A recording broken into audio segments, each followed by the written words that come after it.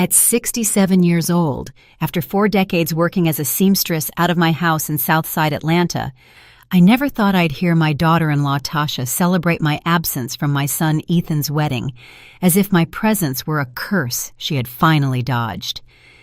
That Saturday morning, I woke up before sunrise, just as I had done every day since my husband Curtis passed away 15 years ago.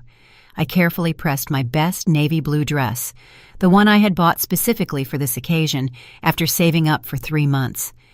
This was the wedding of Ethan, my only child, the boy I raised alone after Curtis died in a work accident when we were barely 35. I fixed my hair with care, put on my mother's pearl earrings, and checked the gift I had prepared for the 5th time. It was a complete set of hand-embroidered sheets that had taken me 2 months to finish, working every night after completing my daily sewing orders.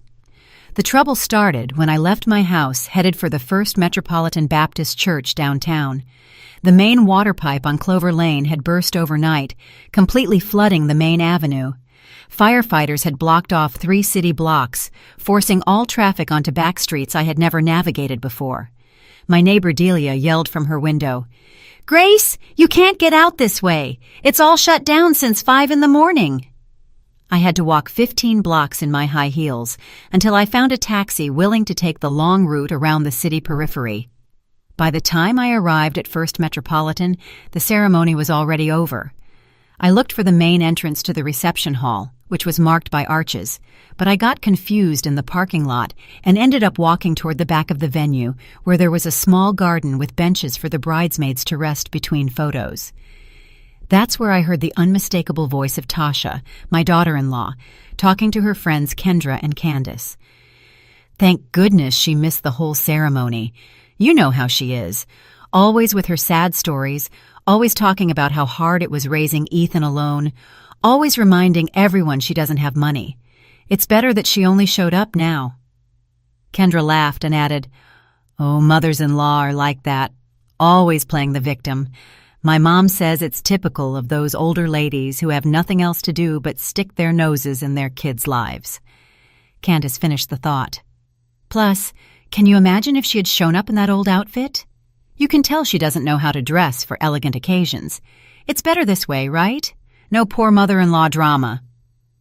The 3 of them laughed while I stood frozen behind a bougainvillea tree, feeling their words pierce my chest like a jolt of cold electricity. Old outfit. This dress had cost me the equivalent of a week's pay. Sad stories. I only told them about my life when they asked, trying to be honest about my circumstances without sounding whiny. Poor mother-in-law drama.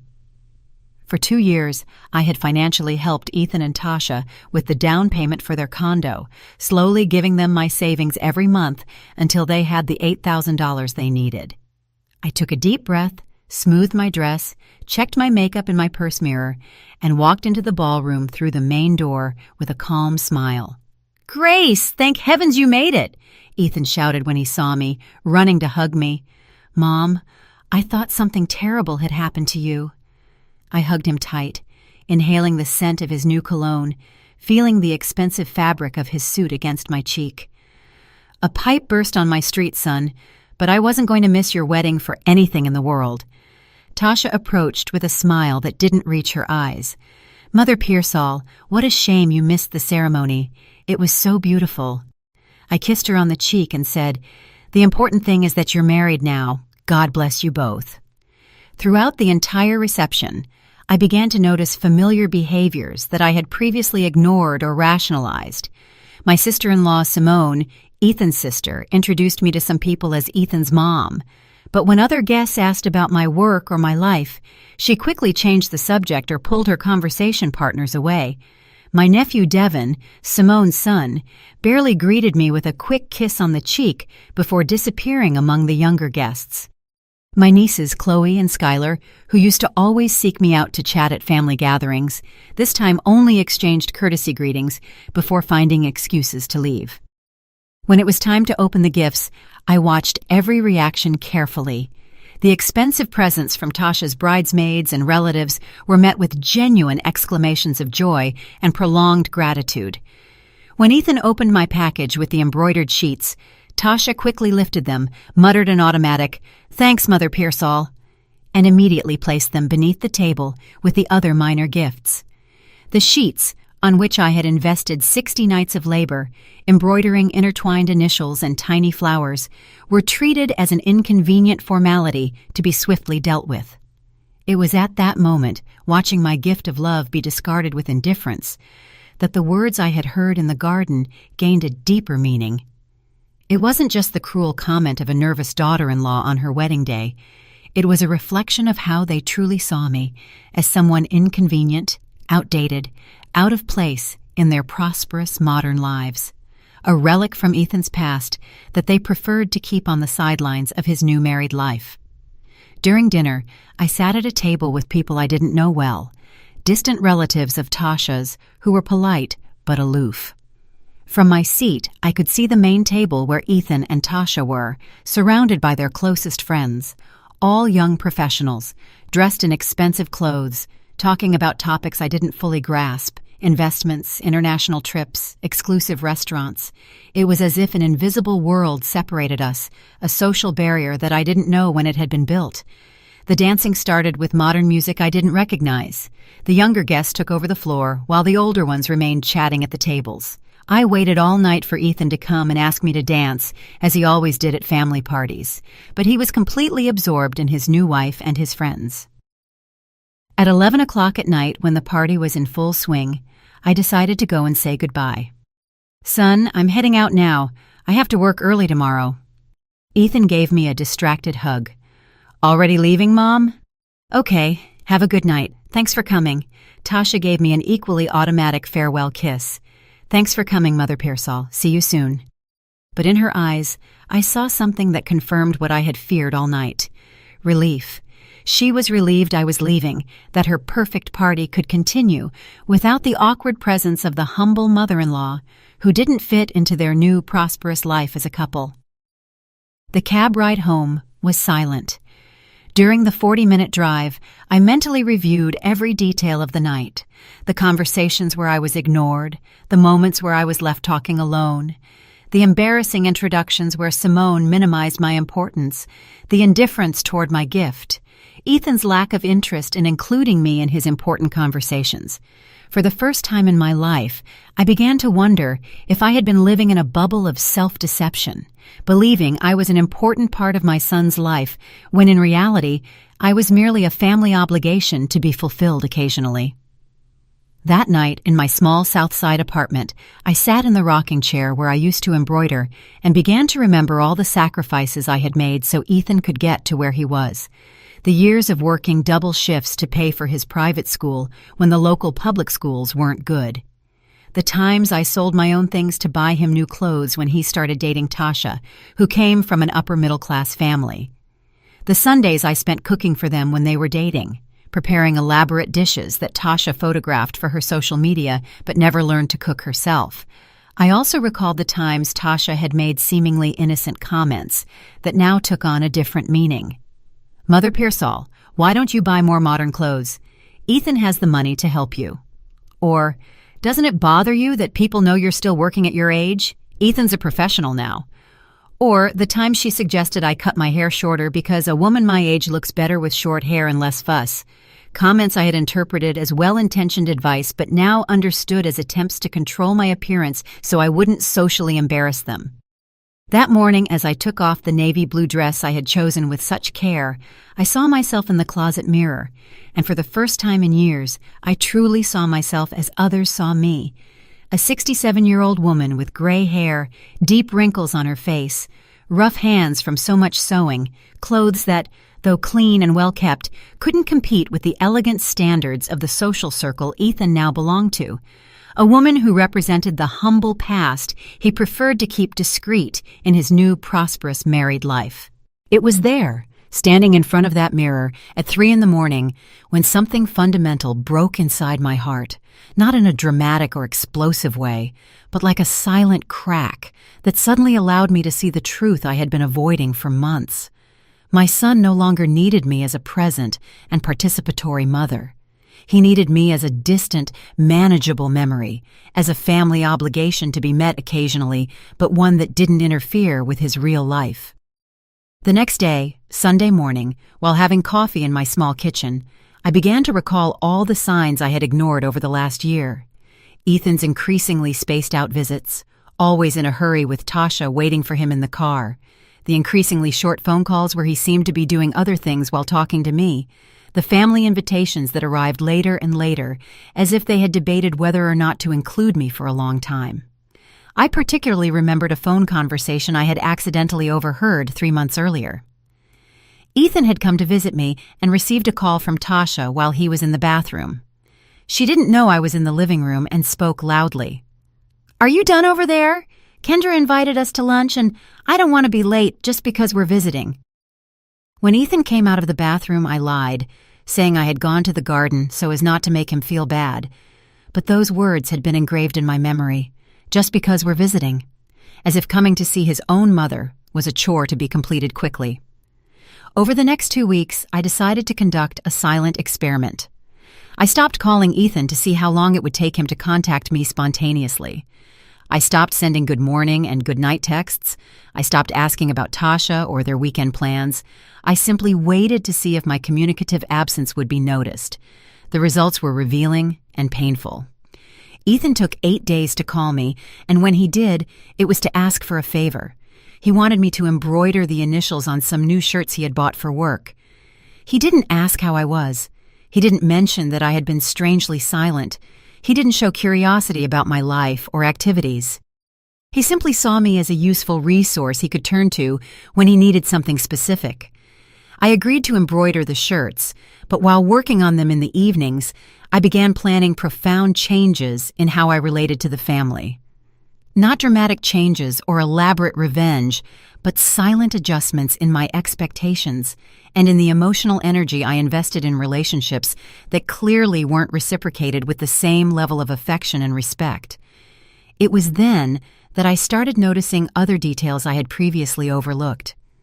During these years of widowhood, I had kept my house immaculate and my table always set for family visits that rarely came. I had saved money for generous gifts on birthdays and Christmas, but the gifts I received in return were always cheap and thoughtless. I had hosted elaborate family dinners where I cooked for everyone, but I was never invited to similar events at their houses. The previous week had been particularly revealing.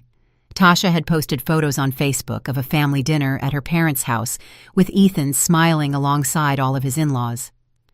I had not been invited or even mentioned the gathering.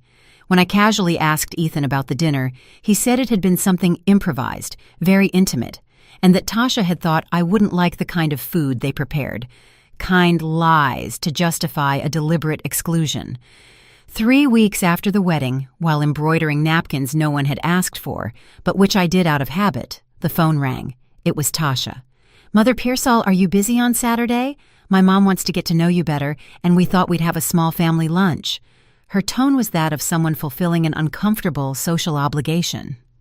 "What are we cooking?" I asked, automatically assuming I would have to help with the preparation. "Oh no, don't worry. My mom has everything organized. Just come as a guest." On Saturday, I arrived at Tasha's parents' house in Buckhead with a dessert I had specially prepared, a rich coconut custard pie that had taken me all morning to perfect. The house was beautiful, much larger than mine, with a sprawling lawn and elegant furniture that evidenced a superior financial position. Tasha's parents, Brenda and Marcus, greeted me with correct but cold courtesy. Throughout the meal, the conversation revolved around topics I didn't know well: the trips they had taken, the expensive restaurants they had eaten at, the investments they were considering making. When I tried to participate by telling an anecdote from my work as a seamstress or my experience raising Ethan alone, I noticed that conversations abruptly stopped and were redirected toward other topics. It was as if my life experiences weren't interesting or relevant enough for that social environment. Tasha would translate my comments as if they needed explanation. "My mother-in-law worked for many years sewing from home," or "Grace went through very tough times when Ethan was little," always with a tone that sounded somewhere between compassionate and condescending.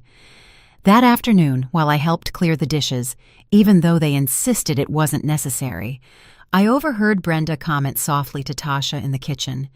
"She's a very hard-working woman, but you can tell she comes from a very different background than ours. I hope Ethan finds a balance between maintaining the family relationship and not compromising his new social status." Tasha responded, "Yes, it's complicated, but Ethan understands he has different responsibilities now." I returned home that night with a painful but liberating clarity. It wasn't just my imagination or my exaggerated sensitivity. There was a subtle, consistent campaign to minimize my presence in Ethan's new life. It wasn't malicious or consciously cruel, but the natural evolution of a family that had ascended socially and now saw the humble mother as an obstacle to their complete integration into a higher social circle. During the following days, I began to look at my own house with different eyes.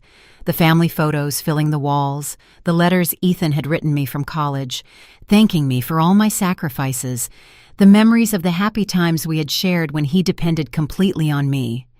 All of that belonged to the past. The adult Ethan, married, professionally successful, no longer needed the mother who had struggled to give him those opportunities. It was as if I had fulfilled my function in his life, and now it was time to discreetly retire to the background, appearing only when strictly necessary and always careful not to interfere with his new social image. The understanding of this reality didn't come with dramatic tears or cries of pain, but with a cold serenity that surprised even me. The definitive moment arrived exactly 1 month after the wedding. Ethan showed up at my house late on a Wednesday afternoon without Tasha, with a serious expression I hadn't seen since he was a teenager. "Mom, we need to talk," he said, sitting on the armchair where he used to do his high school homework. "Tasha and I have been discussing our future, the plans we have as a couple."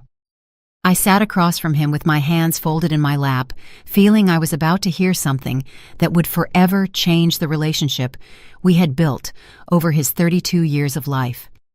"We want to have kids soon," he continued, "and we want to be completely sure we can offer them the best possible life. That means we have to be very careful with our finances, our social connections, the image we project as a family." "I understand," I said, even though I didn't understand exactly where the conversation was heading. "Tasha thinks it would be better if you were less frequent at our social gatherings. Not because we don't love you, but because you come from a very different world than ours, and sometimes that can create awkward situations." His words were careful, rehearsed, as if he had practiced this conversation many times before coming. "Awkward situations?" I asked, keeping my voice calm, even though I felt like something was crumbling inside my chest. "Well, you know, your comments about money, about how hard it was raising me alone, about your job. It's not wrong that you talk about it, but sometimes it makes people uncomfortable, or makes them think things we don't want them to think about our family." There was the naked truth I had been avoiding for months. My honesty about my life, my struggles, my financial limitations had become a source of shame for my son. The story of sacrifice and hard work that I considered my greatest pride was now an obstacle to the social image he wanted to project with his wife. "And what exactly are you proposing?" I asked, surprising myself with the calmness of my own voice. "That we see each other less often. That when we have important family gatherings, especially with people from work or Tasha's parents, it would be better if you didn't come.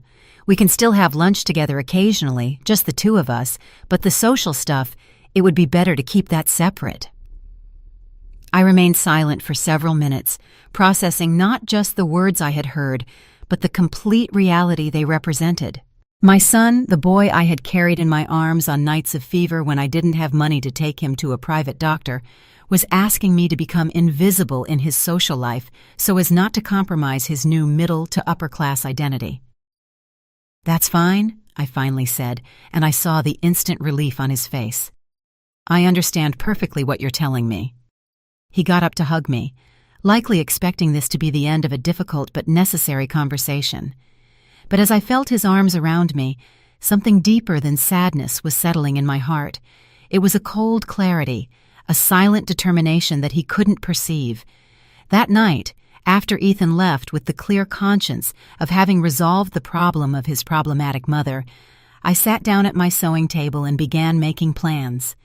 Not plans for revenge or family drama, but plans to completely reorganize my priorities and my emotional life. For 32 years, I had lived primarily to be Ethan's mother. It was time to discover who Grace was when she wasn't defined solely by her maternal function. The 7 days that followed that conversation with Ethan were the most silent I had lived in my Southside house since I became a widow. For the first time in decades, I wasn't waiting for phone calls. I wasn't preparing extra food in case of visitors. I wasn't keeping the house immaculate for family visits. It was as if I had entered a parallel dimension where I could finally hear my own thoughts without the constant worry about the needs of others. During those days, I began to systematically review every corner of my house, not to clean, but to remember. Every object had a story. Every photograph held a moment I now saw with completely different eyes. In the living room cabinet, I found the letters Ethan wrote me from college, full of thanks and promises. "Mom, when I graduate, I'm going to buy you a bigger house. Thank you for all the sacrifices you've made for me. I'll never forget how hard you worked to pay for my degree." Every letter was a promise of a future where my effort would be recognized and rewarded. Now, reading them again, I realized that Ethan had technically kept his promises. He had offered me occasional financial help. He had verbally thanked me for my sacrifices. He had never publicly denied what I had done for him. But something more subtle had been lost along the way: genuine respect, natural inclusion, love that needs no explanation or justification. I had been gradually replaced by a more convenient version of myself, a mother who existed only when necessary and disappeared when she might be problematic. The Wednesday of that week, while organizing the bills from the last few months, I found the receipts for all the extra expenses I had incurred during Ethan's courtship and engagement. Small amounts that individually didn't seem significant, but when added up, represented almost 6 months of my full pension. The $50 I lent them when Tasha wanted to upgrade the refrigerator before they got married. The $100 I spent on special ingredients to make the test cake they wanted for the wedding. The $30 for the engagement gift Tasha had specifically chosen. The $20 worth of gas I spent going to try on dresses with her because she needed an older woman's opinion. Every expense had been presented as a temporary emergency or an investment in the couple's happiness, but it had never been reimbursed or even mentioned afterward. It wasn't that I expected the money back, but it bothered me that I had been so naive not to realize I was being used as a convenient economic resource while simultaneously being excluded as an inconvenient social presence. On Thursday morning, my best friend Delia came to visit, as she had done every week for 20 years. Delia had been my confidant throughout all the difficult years of widowhood, the only person who truly knew all my sacrifices and struggles to raise Ethan. She sat in the kitchen while I made coffee and immediately noticed my different mood. "What's wrong, Grace? You seem very quiet." I told her everything: the wedding, Tasha's comments, the conversation with Ethan, the request to be less socially visible. Delia listened without interrupting, but I saw a sadness in her eyes that confirmed what was happening to me was not just my exaggerated imagination. "Look, honey," she said when I finished talking, "I've seen this happen in a lot of families in the neighborhood. The kids get educated, get good jobs, marry girls from a better background, and little by little they leave behind everything that reminds them where they came from. It's not that they're bad. They're just ashamed of their humble past." Her words hurt because they confirmed what I had been afraid to recognize. "But Ethan's not like that," I protested weakly. "He's never denied that we come from a working-class family." Delia took my hand across the table. "No, honey, he doesn't deny it when he's alone with you. But when was the last time Tasha came to this house? When was the last time Ethan took you to meet his co-workers? When was the last time he included you in his plans without you having to ask?" Delia's questions forced me to face a reality I had been avoiding. Tasha had come to my house exactly 3 times in 2 years of dating, always for very short periods, and always with excuses to leave quickly. Ethan had never invited me to any of his work events, not even the holiday parties where families were included. When I suggested family plans, there were always reasons why it was better to wait for a more convenient time. "What would you do if you were me?" I asked Delia, feeling for the first time that I truly needed someone else's advice. "I think you have to decide what you want for the rest of your life," she replied. "Do you want to continue being the mother who is always available when they need her, but becomes invisible when it's convenient? Or do you want to live for yourself for the first time in 30 years? That afternoon, after Delia left, I sat in my favorite rocking chair and began a mental exercise I had never done before, imagining what my life would be like if I wasn't constantly worried about Ethan and Tasha. What would I do with my free evenings if I wasn't embroidering gifts that no one truly appreciated? How would I spend my money if I wasn't setting aside amounts for family emergencies that always seemed to pop up? What plans would I make if I didn't have to keep my schedule flexible in case they needed me? For the first time in years, I allowed myself to dream of personal projects. I had always wanted to learn to use a computer so I could communicate with old coworkers who had moved to other cities. I had wanted to take more advanced embroidery classes to perfect techniques I only knew by sight. I had wanted to travel to Charleston to visit my sister Maya, who had invited me many times, but whom I always told I couldn't leave the house alone in case Ethan needed me. On Friday night, while having dinner alone in front of the television, the phone rang. It was Ethan. "Hi, Mom. How are you? I was just calling to say hello." His voice had that careful tone he used when he wanted to make sure I wasn't upset about something. "Fine, son, just doing my thing," I replied, keeping my own voice neutral. "Have you thought about what we talked about the other day?" he asked. I could detect the anxiety behind the casual question. He wanted confirmation that I had fully accepted his request to reduce my presence in his social life.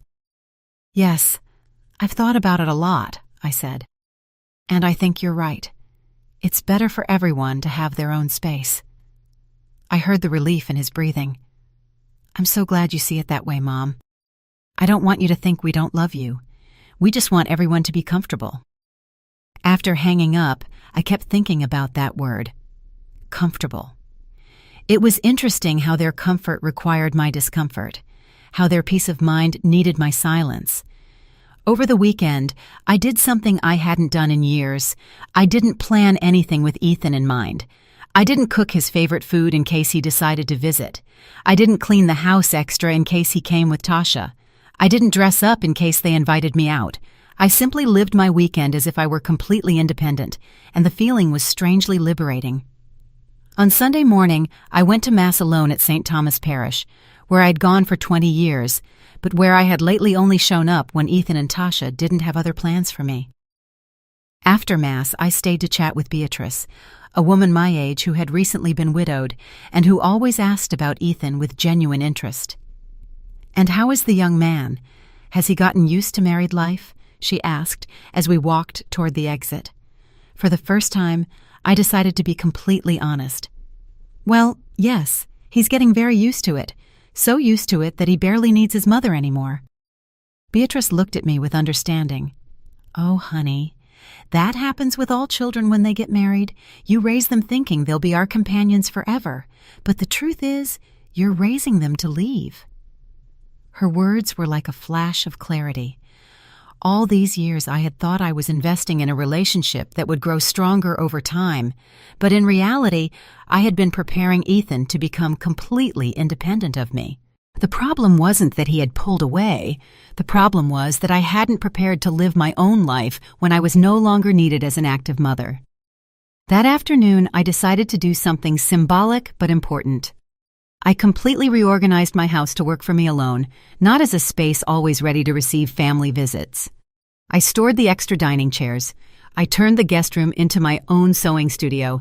I moved my favorite books to the main living area instead of keeping them hidden in the bedroom. I changed the kitchen layout to be more comfortable for a single person. Every small change was a declaration of emotional independence. This house was no longer going to be a museum of motherhood where everything was preserved for the convenience of a son who came less and less. It was going to be the home of Grace Pearsall, a 67-year-old woman who had finally decided to live for herself. On Monday morning, I started implementing more significant changes. I called the computer school at the community center and enrolled in the basic course that started that week. I called my sister Maya in Charleston and told her I wanted to visit her next month. I went to the bank and opened a separate savings account where I deposited half of my pension, money that would no longer be available for Ethan and Tasha's family emergencies. Every action was small individually, but together they represented a silent revolution in how I lived. For 30 years, I had been Ethan's mother. Now it was time to discover who Grace was when she wasn't defined solely by her maternal function. On Tuesday afternoon, while practicing on my new computer, which I had bought that very morning with money from my personal savings, I received a call from Tasha. "Mother Pearsall, how are you? I'm calling because my mom wants to invite you to lunch on Saturday. Nothing formal, just a ladies' lunch." It was the first time Tasha had called me directly in weeks, and I could detect something artificial in her overly friendly tone. "Will Ethan be there?" I asked. "No, it's just a ladies' lunch. My mom, my Aunt Rose, you, and me." I thought for a moment. 3 weeks ago, I would have immediately accepted, grateful for any family inclusion, but now I had the perspective to recognize that this was probably an attempt to fulfill the social obligation of including the mother-in-law occasionally while maintaining control over when and how that inclusion happened. "Tasha, thank you very much for the invitation, but I already have plans for Saturday," I said, surprising myself with the ease of my refusal. "Oh, well, don't worry. We'll do it another time," she replied, and I could hear the surprise in her voice. She had clearly expected me to automatically accept any crumb of family attention offered. After hanging up, I realized I really did have plans for Saturday, my first advanced computer class, and a visit to the San Juan market to buy materials for my personal embroidery projects, plans I had made thinking only of my own enjoyment, without considering whether they interfered with Ethan and Tasha's needs or wishes. On Wednesday, I received an unexpected call from my sister-in-law Simone, the one who had been especially cold to me at the wedding. "Grace, how are you? I'm calling because my son Devin is having his first communion next month, and we wanted to invite you." Another invitation that arrived weeks in advance, probably after much family debate about whether or not to include me. "Simone, thank you very much for thinking of me," I replied. "Can I confirm next week? I'm organizing my calendar and want to be sure I can attend properly." It was a diplomatic answer that gave me time to decide if I truly wanted to participate in family events where my presence was merely tolerated rather than desired. On Thursday night, while having a quiet dinner in my reorganized kitchen, I realized something fundamental. For the first time in decades, I didn't feel anxious waiting for phone calls. I wasn't watching the phone, hoping Ethan would need me for something. I wasn't mentally preparing excuses in case I had to cancel my own plans to attend to a family emergency. This new emotional independence hadn't arrived with dramatic pain, but with a gradual serenity that surprised me. It was as if I had been carrying an invisible weight for years and had finally given myself permission to put it down. The love for Ethan remained intact, but it was no longer mixed with the constant anxiety of proving I deserved his attention and respect. On Friday morning, while having breakfast and reading a book I had bought simply because I liked the cover, another luxury I hadn't allowed myself in years, the phone rang. It was Ethan, but this time his voice held a note of confusion. "Mom, Tasha told me you can't go to lunch on Saturday. Is everything okay? Are you feeling sick?" "No, son, I'm perfectly fine," I replied. "I just have other commitments." "What commitments?" he asked, and I could detect the genuine surprise in his voice. Evidently, it hadn't occurred to him that I could have a social life independent of my availability for family events. "I'm taking computer classes and I have things to do for the house," I explained, keeping my tone casual. "Oh," was all he replied, as if he were processing the information that his mother had priorities that didn't revolve around him. After hanging up, I kept thinking about that conversation. For years, any family invitation had automatically been my highest priority, regardless of what other plans I might have. Ethan had grown up expecting that unconditional availability as something natural. Now, encountering boundaries for the first time, he didn't know how to interpret the situation. That afternoon, while organizing my new embroidery materials in my personal studio, I received a text message from Tasha. "Mother Pearsall, I hope you're not upset about something. If there's a problem, we can talk." It was interesting how my simple refusal to be immediately available had been interpreted as a sign of conflict. For years, my compliance had been so predictable that any different behavior was seen as problematic. I replied with a calm message. "I'm not upset, Tasha. I'm just organizing my time differently. Thank you very much for the invitation." It was a response that made it clear there was no drama, but also offered no extensive explanations or apologies for having my own priorities.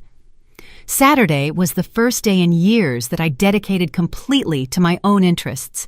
In the morning, I went to my computer class, where I met other women my age who were also learning technology after years of dedicating themselves exclusively to their families. In the afternoon, I went to the market and bought colored threads I had never used, special fabrics I had admired but never allowed myself to buy for personal projects. That night, while having dinner in my quiet kitchen, I realized I had spent an entire day without thinking about Ethan and Tasha, except occasionally. It was the first time in decades that my mind was occupied with my own projects, my own learning, my own satisfactions. The feeling was strange, but deeply reassuring. On Sunday morning, while watering the plants in my small garden, my neighbor Delia approached the fence separating our houses. "Say, honey, doesn't Ethan come on Sundays anymore? I haven't seen him around here for weeks."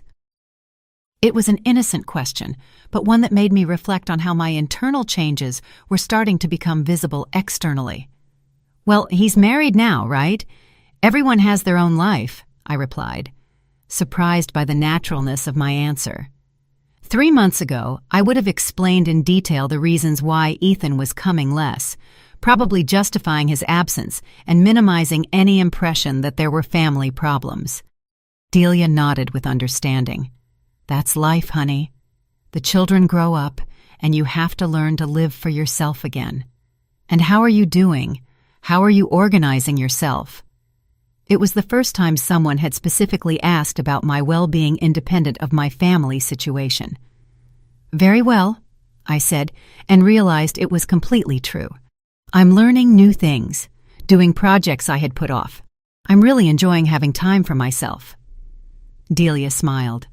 "I'm so glad to hear that. You seem very peaceful lately." That afternoon, while working on a complex embroidery piece I was doing just because I liked the design, not because it was a gift for someone, I reflected on the profound changes that had occurred within me over those 2 weeks. The initial pain of recognizing my new position in Ethan's life had transformed into something more constructive. The determination to build an identity that did not depend on my function as a mother. For the first time in 30 years, Grace Pearsall was living for Grace Pearsall, and contrary to what I had feared, the world had not collapsed. Ethan and Tasha were perfectly fine without my constant attention. The house was still functioning without being constantly ready for unexpected family visits. My life had rhythm and purpose, without being centered on the needs of others. It was as if I had been holding my breath for decades and had finally given myself permission to exhale completely. The air entering my lungs was different, cleaner, fresher, completely mine. The real transformation began exactly 3 weeks after my conversation with Ethan on a Monday morning when I decided to do something I had never done in my 67 years of life: write a list of everything I wanted to achieve, thinking only of my own happiness, without considering how it would affect Ethan, Tasha, or anyone else in my family. I sat at my sewing table, now converted into a personal desk, with a new notebook I had bought specifically for this purpose, and began to write without censoring myself. I want to learn to use the computer well to communicate with people my age who have similar interests. I want to travel to Charleston to see Maya and stay as long as I want without asking if anyone needs me at home. I want to take advanced embroidery classes at the Community Arts Center. I want to buy new clothes that I like, not what is appropriate for a woman my age. I want to go to the movies alone without feeling I have to justify why I'm not accompanied. Every line I wrote was a small declaration of independence. For the first time in decades, I was formulating desires that had nothing to do with being useful to others, but with discovering who I was when I wasn't defined by my family roles. That same afternoon, I began implementing my list systematically and silently. I called the Buckhead Art Center and enrolled in the artistic embroidery workshop that started on Thursday. I didn't mention this decision to anyone. I simply made it as any other independent adult would make a personal decision. I went to the mall and bought 3 bright-colored blouses that I liked the moment I saw them, without wondering if they were too youthful or if Ethan would approve of my choices. On Tuesday, I booked my bus ticket to Charleston for the following week, buying an open return ticket. When Maya asked me over the phone how long I planned to stay, I said something that surprised myself. I don't know exactly. It depends on how good I feel there. It was the first time in years that I had made plans without a predetermined deadline based on Ethan's potential needs. On Wednesday, I did something even more radical. I went to the bank and completely modified the distribution of my pension. Instead of keeping all the money available in my checking account for family emergencies, I divided my income into 4 categories: basic household expenses, personal savings, a real emergency fund, and a monthly budget for personal activities and pleasures. For the first time in my adult life, a significant portion of my money was destined exclusively for my personal enjoyment. These seemingly small changes represented a silent revolution in how I lived. For 30 years, I had operated as if my life were a shared resource, where my decisions, my time, and my money were always subject to Ethan's needs. Now, I was reclaiming my complete autonomy, not aggressively or dramatically, but with the quiet determination of someone who had finally understood her own worth. On Thursday, in my first embroidery class, I met a group of women who would change my perspective on what it meant to be an independent, older woman. There was Ophelia, 72 years old, who had started painting professionally after being widowed at 65.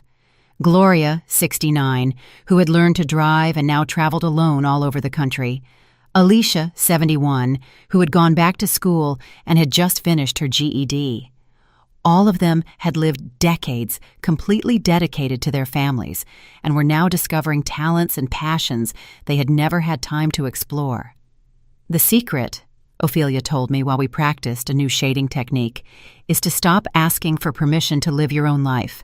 Our kids aren't children who need us to survive anymore, but we're still alive and we have the right to do things that make us happy. Her words resonated within me because they expressed exactly what I had been feeling, but hadn't known how to articulate so clearly. Gloria added, I spent 40 years waiting for my kids to invite me to their plans, for my husband to include me in his decisions, for my family to give me a place in their lives, until one day I realized I also have the right to make my own plans and invite whomever I want. Alicia completed the thought.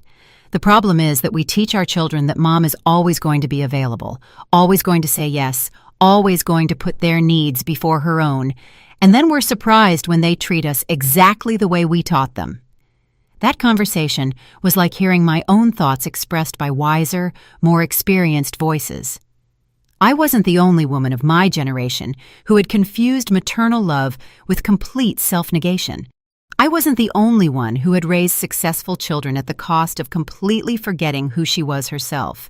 And more importantly, it wasn't too late to change this dynamic. On Friday, armed with this new perspective, I made a decision that would have been unthinkable 3 weeks ago. Ethan called me to ask if I could watch Simone's kids on Saturday because she and her husband wanted to go out and had no one to leave them with. It was exactly the kind of request I had automatically accepted for years, canceling any personal plan to be available for family needs. Ethan, I said with a calmness that surprised me, I won't be able to. I already have commitments for Saturday. What commitments? He asked, with the same tone of genuine surprise he had used the previous week. I'm going to the movies with some friends from my embroidery class, and afterward, we're going to dinner together. It was completely true. We had made these plans the day before. "But Mom, Simone really needs someone to watch the children.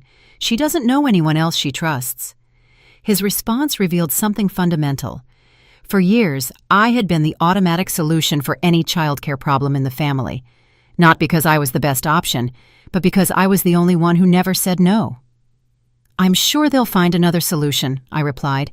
"There are plenty of responsible babysitters, or they can ask one of Simone's friends." Ethan was silent for a moment, clearly processing that his mother was not offering alternatives or committing to solving Simone's problem. "Is everything okay, Mom? Lately I've noticed you're very different." It was the first time Ethan had verbalized that he had noticed changes in my behavior. "I'm doing very well, son. I'm just learning to organize my time differently." "Differently how?" "By including things that I like, not just the things the family needs." After hanging up, I realized I had crossed an invisible but crucial line. For the first time, I had put my own plans ahead of a non-urgent family need. Ethan would have to explain to Simone that his mother was no longer automatically available as an emergency babysitter. Simone would have to find solutions that didn't depend on my unconditional availability. It was a small but revolutionary change.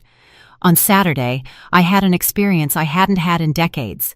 An entire day of adult fun with women my age who shared my interests. We went to the movies to see a Mexican film about an older woman who decided to change her life after being widowed. Afterward, we had dinner at a restaurant where none of us had to cook, serve, or clean. We talked about our personal projects, the books we were reading, and the trips we wanted to take. It was like rediscovering a part of myself that had been dormant for so long that I had forgotten existed. Grace, the woman, not just Grace, the mother of Ethan. Throughout the night, I didn't receive a single phone call asking where I was or when I would be back. Ethan and Tasha had sorted out their weekend without needing to include or consult me, exactly as it should be between independent adults. On Sunday morning, while having a quiet breakfast and reading a book Gloria had lent me about women who had reinvented their lives after 60, the phone rang. It was Tasha, and her voice had a note of thinly veiled irritation. "Mother Pearsall, Simone told us you couldn't watch the children yesterday. I hope it wasn't because of some discomfort." "No, Tasha, it wasn't because of any discomfort. I simply had other plans," I replied, keeping my tone polite but firm. "Oh well, Simone was left with no options and had to cancel her outing with her husband. We thought maybe it was a misunderstanding." It was fascinating how my simple refusal was being interpreted as a problem that needed explanation or correction. "There was no misunderstanding," I told her. "I also have a social life and personal plans. Simone had several days to organize a sitter if she really needed to go out." Tasha fell silent for a moment, clearly not expecting me to defend my decision so directly. "Well, I just wanted to make sure everything was okay," she finally said. "Everything is perfectly fine, Tasha. Thank you for asking." After hanging up, I realized I had set an important precedent. My personal decisions did not require extensive justifications or apologies to the family. That afternoon, while packing for my trip to Charleston, which would begin the next day, I reflected on the profound changes that had occurred within me over those 3 weeks. There had been no dramatic confrontations or emotional discussions about my hurt feelings. I had simply started acting like the independent person I had always had the right to be, but had forgotten how to be. Early on Monday, while waiting for the bus at the station, I received a text message from Ethan. "Mom, Tasha told me you're going on a trip. Why didn't you let us know sooner? When are you coming back?" It was interesting how a week-long personal trip was being treated as if it were a decision that required prior family approval. I replied from the bus, "Son, I'm a 67-year-old adult. I don't need to ask permission to visit my sister. I'll be back when my visit is over. Love you both." It was a message that established clear yet loving boundaries. I could love my family without being obligated to report every movement of my personal life. During the 4-hour trip to Charleston, I dedicated myself to watching the scenery and reflecting on the woman I had been 3 weeks ago versus the woman I was now. The main difference wasn't that I had stopped loving Ethan, but that I had stopped using his approval as the sole measure of my self-worth. His happiness was still important to me, but it was no longer more important than my own happiness. Maya greeted me at her Charleston home with a genuine joy I hadn't experienced in years. "Sister, I'm so glad you finally decided to come. You look different, more relaxed or something." Her observation confirmed that the internal changes were being reflected externally in ways I hadn't fully noticed myself. During my first night in Charleston, while having dinner on her porch and chatting about our deceased siblings, our memories of youth, and our plans for the years we had left to live, I realized something fundamental. It had been years since I had a conversation where Ethan or his needs weren't mentioned. For the first time in decades, I was simply Grace, talking with her sister about topics that interested both of us as independent adult women. "You know what?" Maya said after I told her about my embroidery classes and new friends. "I always thought you were too dedicated to Ethan. It's not wrong to be a good mother, but you completely forgot to be Grace." Her words were direct, but spoken with kindness, as only a sister can speak uncomfortable truths. "You're right," I admitted, "but it's never too late to remember who you are, is it?" Maya smiled. "Not at all. In fact, I think your 60s and 70s can be a woman's best years if she finally gives herself permission to live for herself." That night, in the guest room of Maya's house, I went to bed with a sense of peace I hadn't experienced in years.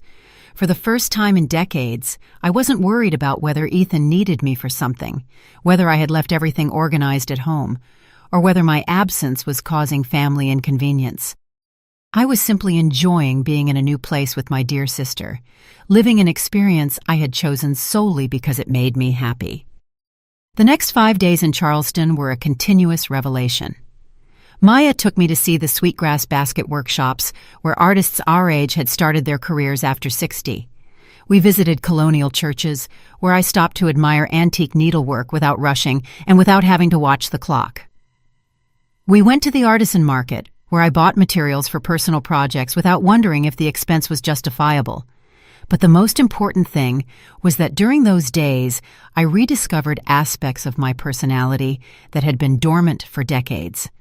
It turned out I had very defined opinions about art, that I liked to debate American history, that I thoroughly enjoyed walking down unfamiliar streets without a specific destination. It was like reconnecting with a version of myself that had existed before my entire identity was defined in terms of my maternal role. On Wednesday of my stay in Charleston, I received a call from Ethan that revealed the extent to which my changes were affecting the established family dynamic. "Mom, when exactly are you coming back? Tasha wants to organize a family dinner for the weekend, and we need to know if you'll be available." "Ethan," I said, while admiring the harbor from Maya's porch, "I don't know exactly when I'll be back. I'm very comfortable here with my sister." "What do you mean you don't know? Didn't you buy a return ticket?" "I bought an open ticket so I could come back whenever I feel like it." The silence on the other end of the line indicated that Ethan was processing something completely new. A mother who didn't have fixed plans based on family needs, but was living spontaneously according to her own desires. "But Mom, Tasha already started planning the dinner. She's inviting her parents, and she wanted you to be there." It was fascinating how the dinner was being presented as a favor they were doing for me, when in reality, they needed my presence to complete their image of a harmonious family. "Tell Tasha to organize her dinner without counting on me," I replied, with a calmness that surprised me. "If I'm back by that day and don't have other plans, I'll gladly join you, but she shouldn't base her plans on my availability, because I don't have a fixed return date." After hanging up, Maya looked at me with a proud smile. "That's my sister. It was about time you taught them that you have a life of your own, too." Her words confirmed that I was on the right path toward healthy emotional independence. On Friday, I decided to extend my visit by 1 more week, not because I had specific plans, but because I simply didn't feel like going back yet. I called Ethan to inform him of my decision. "Son, I'm going to stay in Charleston for another week. Maya's going to take me to see Savannah and some towns in the region." "Another week, Mom? You've already been there almost a week." His tone revealed a mix of surprise and something that sounded like impatience. "Yes, and I'm going to stay another week because I'm really enjoying this experience. My house will still be there when I get back, Ethan, and so will my things." It was the first time in my adult life that I was making decisions based solely on what I felt like doing, without considering how it would affect others or if it was what was expected of me. The feeling was terrifying and liberating at the same time, like learning to walk again after years of using emotional crutches. That night, while Maya and I planned our excursion to Savannah, I received a message from Tasha that revealed the true level of my transformation. "Mother Pearsall, we understand you want to enjoy your trip, but Ethan is worried because you've never been away from home for so long. We just want to make sure you're okay." I replied, "Tasha, I'm perfectly fine. I'm on vacation with my sister, something I should have done years ago. Ethan doesn't need to worry about an adult woman who is visiting her family in another state." It was a message that clearly established that my well-being did not require constant family supervision. At the end of my second week in Charleston, as I packed to return home because I had decided it was time to go back, not because anyone had asked me to, I reflected on the profound transformation that had occurred during this time. It hadn't been a dramatic revolution with emotional confrontations, but a silent evolution toward complete emotional independence. During the trip back to Atlanta, I observed my reflection in the bus window and saw a different woman from the one who had left 2 weeks earlier. She was the same Grace physically, but there was something in her eyes that was new, a serenity that came from having rediscovered her own worth independent of her function as a mother. When I arrived at my Southside house that afternoon, I found several messages on my answering machine from Ethan, asking what time I would arrive, if I needed to be picked up at the station, and if everything was okay. But for the first time, I didn't feel the urgency to call immediately to reassure everyone about my well-being. First, I took a relaxing bath, unpacked calmly, and prepared a light dinner for myself. Only then, when I was ready and comfortable, did I call Ethan. "Son, I'm home. Everything went great. I'll tell you about the trip tomorrow." "Mom, we were worried. Why didn't you call as soon as you arrived?" "Ethan, I'm a responsible adult. I don't need to report every movement of my life. See you soon." That night, in my house reorganized for my personal comfort, I went to bed with the deep satisfaction of someone who had achieved something very difficult, transforming a toxic family dynamic without the need for dramatic confrontations or explosive breakups. I had reclaimed my emotional autonomy simply by exercising it day by day, decision by decision. The most significant change wasn't in how Ethan and Tasha treated me, though that had also improved substantially. The most important change was in how I saw myself. I no longer needed their approval to validate my existence.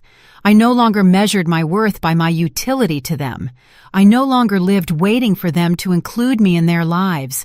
Now, I had my own rich and satisfying life, in which they could participate if they wanted and if they respected me appropriately. 2 months after that transformative conversation, while working on a complex embroidery piece in my personal studio, the phone rang. It was Ethan. "Mom, do you have plans for Sunday? Tasha and I want to do something special with you." "What kind of something special?" I asked, genuinely curious. "We want to take you to visit an artist's studio that was recommended to us. We thought you'd like to see how he works, because he specializes in traditional African American textile work." It was an invitation based on my personal interests, not their family needs. "I love the idea," I said. "What time will you pick me up?" "Does 10 in the morning sound good?" "Perfect. I'll be waiting for you there." It was a simple but revolutionary conversation, an invitation that included me because they specifically wanted my company, not because they needed something from me. That Sunday, as we walked through the textile artist's studio and I explained techniques I recognized from my years of sewing experience, I saw something in Ethan and Tasha's eyes that had been absent for years, genuine respect for my knowledge and experience. I was no longer just the mom with stories from the past. I was Grace, a woman with valuable expertise and unique perspective. The artist, A man in his 50s named Arturo asked me technical questions about traditional embroidery that I was able to answer with detail and precision. Ethan and Tasha observed me with something that looked like surprise, as if they were rediscovering aspects of my personality they had taken for granted or ignored for years. "I didn't know you knew so much about textile history," Tasha said as we drove home. "It never occurred to me to ask," Ethan added. "It's impressive how you can identify the techniques and regions of origin just by looking at the patterns." Their comments made me reflect on how much knowledge and experience I had kept silent for years, not because I didn't want to share it, but because there had never been space in our family conversations for me to be the expert, the one who had something interesting to teach. That afternoon, after they dropped me off at home, I sat in my favorite rocking chair and mentally reviewed the path I had traveled since that wedding night when I heard Tasha celebrate my absence. The woman who had been hurt by those comments no longer existed. In her place was a woman who knew her own worth, who had built a rich and independent life, and who had taught her family to respect her, not out of pity or obligation, but out of genuine recognition of who she was as a person. The phone rang, interrupting my reflections. It was my friend Gloria from the embroidery workshop. "Grace, what are your plans for tomorrow? Ophelia wants us to go with her to see an exhibition of folk art at the Fulton County Arts Center." "I love the idea," I replied immediately. "What time should we meet?" As I talked with Gloria about our plans, I realized something that filled me with deep satisfaction. I had an active social life that didn't depend on Ethan and Tasha. I had personal projects that excited me. I had friends who valued my company regardless of what I could do for them. I was no longer a woman who existed on the margins of her son's life. I was a woman with a life of her own who generously included her family when the respect was mutual. The final lesson wasn't that I had stopped loving Ethan or cut my family ties. The lesson was that I had learned to love myself with the same intensity with which I had loved others for decades. And that self-love had transformed all my relationships, not just the family one, making them more authentic, more balanced, and paradoxically, more loving.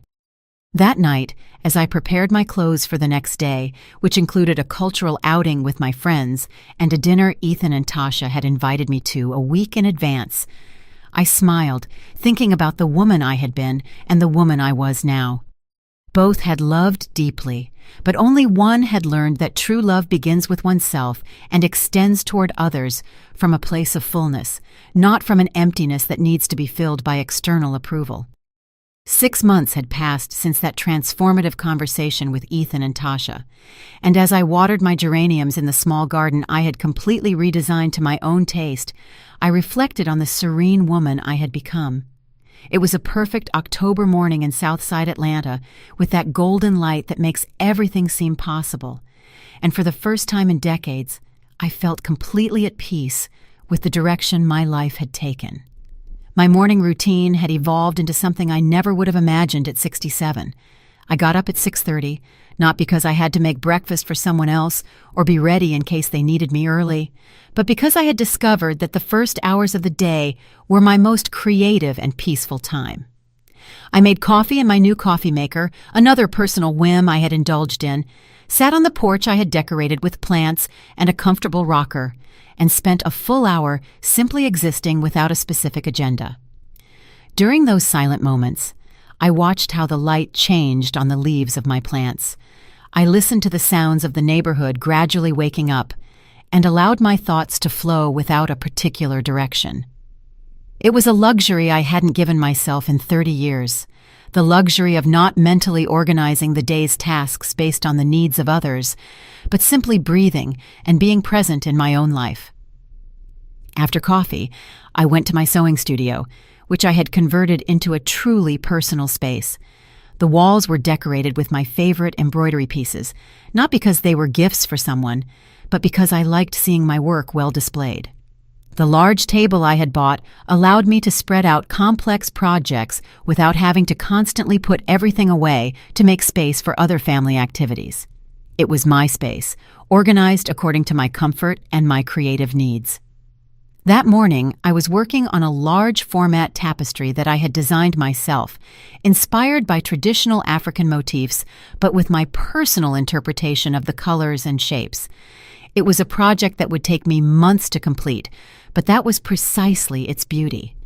It was something I was doing solely for my own enjoyment, with no deadline, no external pressure, no need to justify the time or materials invested. As I embroidered, my mind frequently returned to the transformation I had undergone, not just in my relationship with Ethan and Tasha, but in my relationship with myself. The woman who had heard those cruel comments at the wedding no longer existed.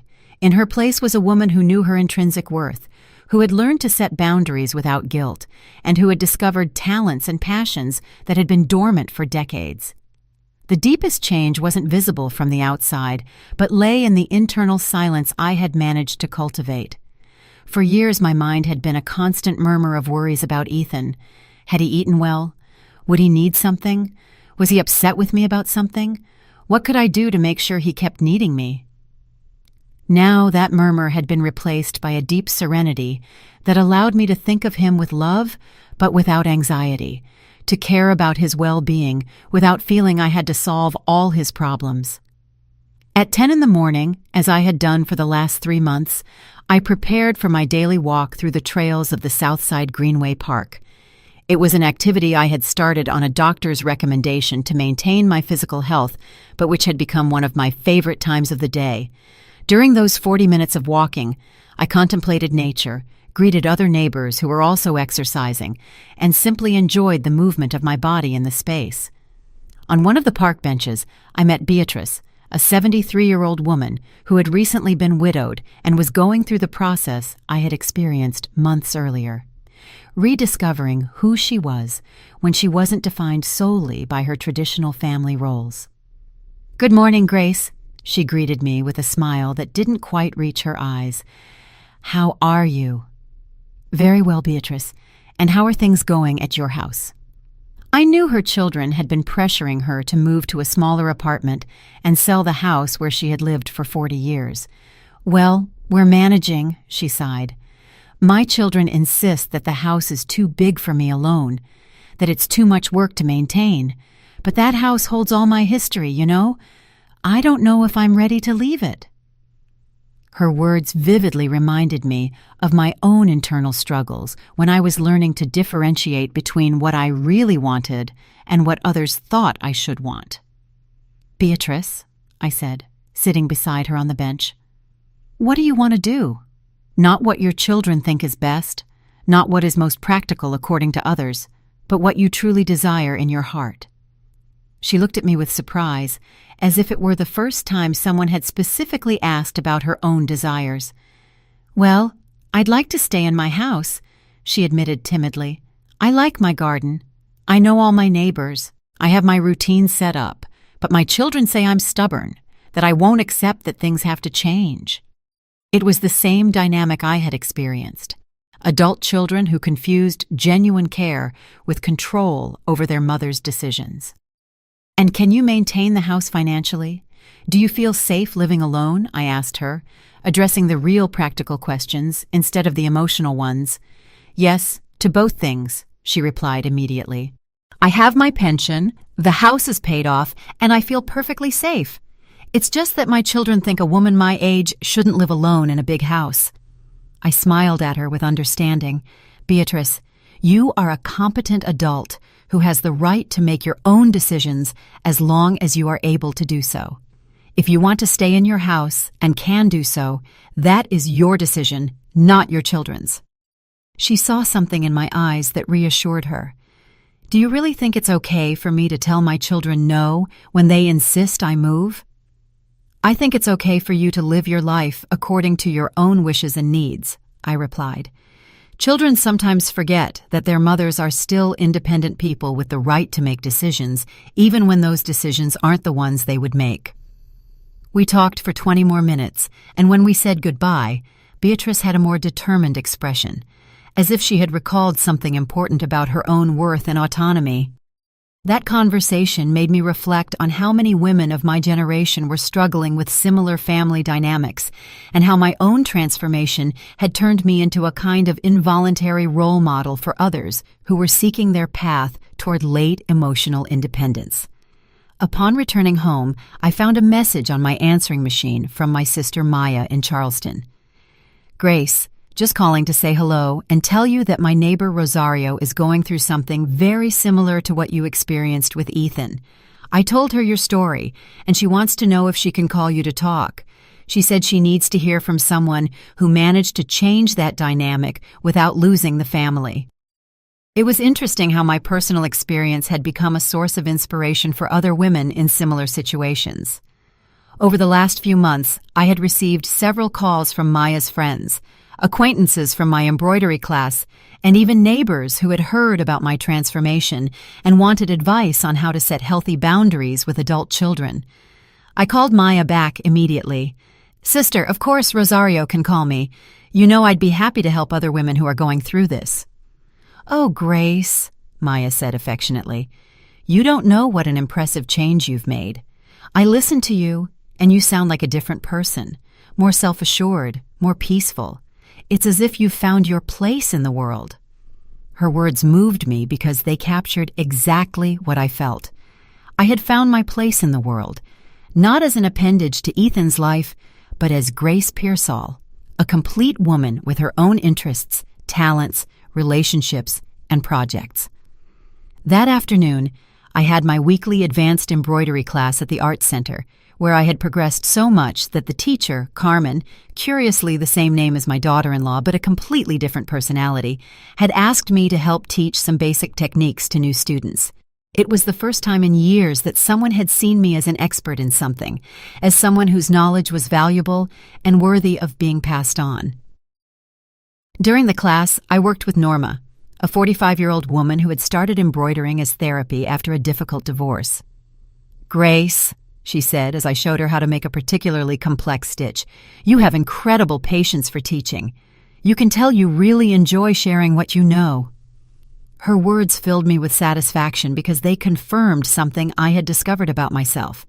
I had a natural talent for teaching and found great joy in helping others develop their skills. The teacher, Carmen, approached while I was explaining the technique. "Grace, I've been thinking about something. Would you be interested in teaching a Saturday morning workshop for ladies who want to learn traditional American folk embroidery?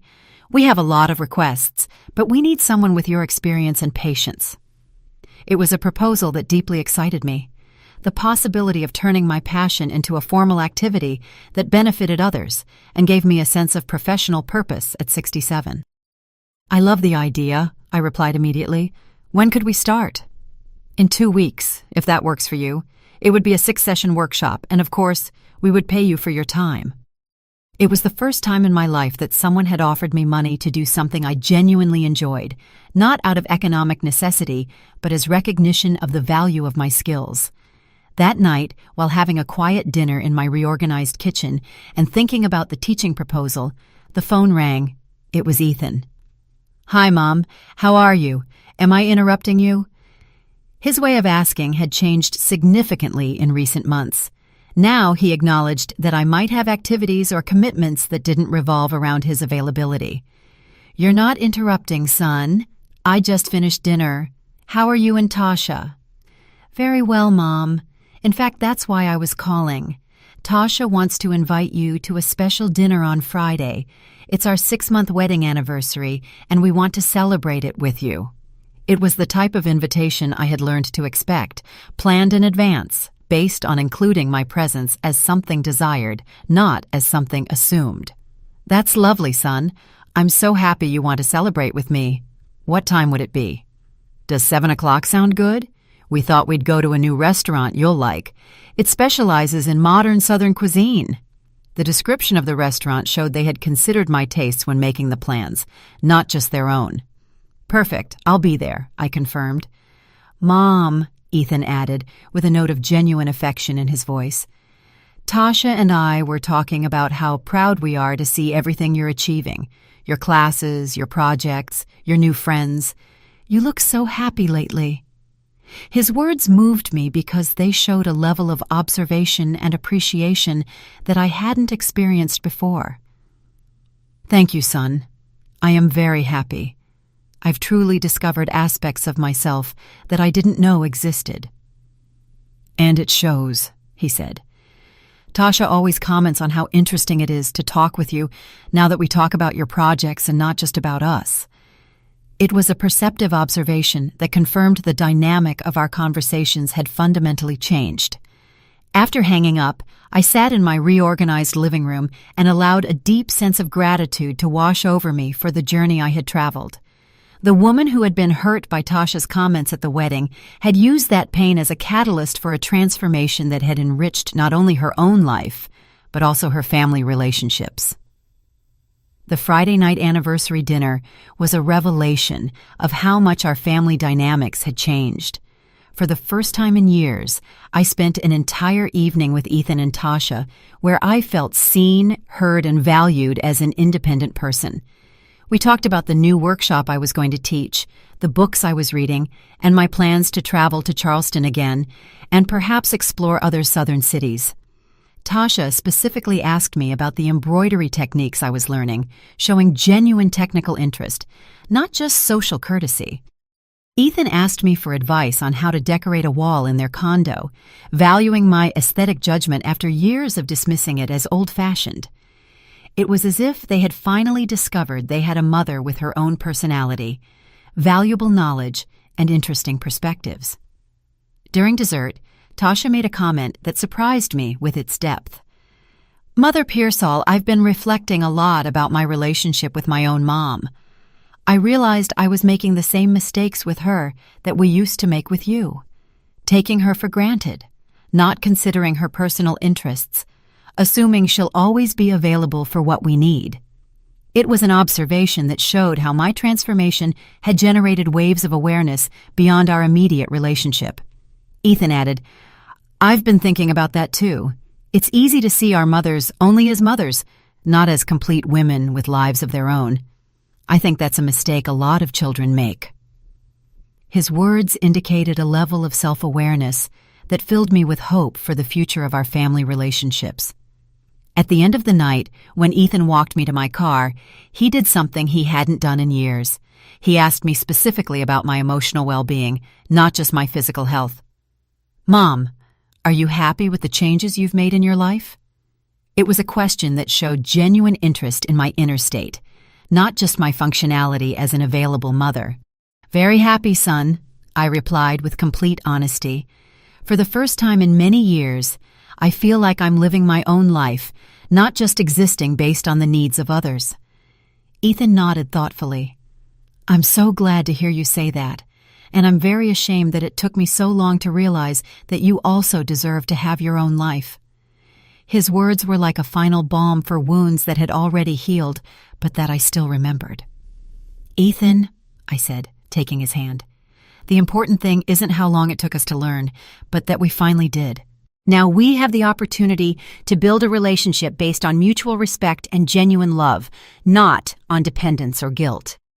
That night, after Ethan left, I sat on my porch under the stars and reflected on the entire journey I had lived, from the pain of feeling invisible and undervalued to the conscious decision to reclaim my autonomy, to building a new independent identity, to creating more authentic and balanced family relationships.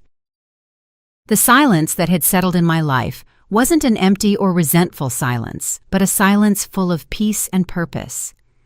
It was the silence of someone who had learned to value herself independently of external approval, who had built a life rich in personal meaning, and who had transformed pain into wisdom and invisibilization into empowerment. As I looked at the stars from my small Southside garden, I thought of all the women like Beatrice, like Rosario in Charleston, like the students in my future workshop, who were at some point on their own journey toward emotional independence. My experience had become something bigger than my personal story. It had become an example that it is never too late to rediscover who you are when you stop defining yourself solely by what you can do for others. The final reflection of that perfect night was a deep understanding that filled me with serenity. I had learned that true love, including family love, flourishes best when it is based on mutual respect and individual autonomy, not on dependence or sacrifice. Ethan and Tasha loved me more authentically now that they respected me as an independent person. And I loved them more freely now that I didn't need their approval to validate my existence. Sometimes, the greatest gift we can give to those we love is to teach them to love us as we deserve to be loved, as complete, valuable, and independent people. And sometimes, the greatest act of self-love is giving ourselves permission to be exactly who we are, without apologies, without justifications, and without the constant need to prove our worth through service to others. Did you like my story? And which city are you listening from? Let's meet in the comments. If you liked the story, you can support me by sending a super thanks so I can keep bringing more stories like this. Thank you so much for your sweet support. I'm looking forward to your comments on the story. On the screen, you can see 2 new life stories that I highly recommend. There's so much more on my channel. Don't forget to subscribe. See you in the next life story with love and respect.